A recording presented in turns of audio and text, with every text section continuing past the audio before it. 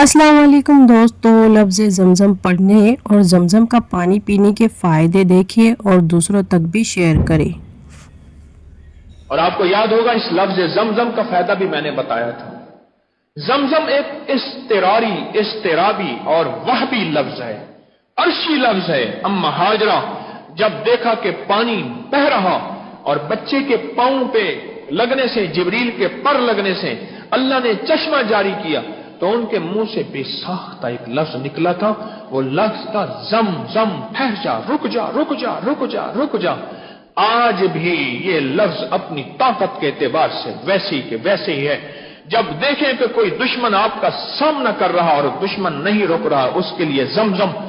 कोई आप पे हमला कर रहा, वो इंसान है या जानवर है, जमजम।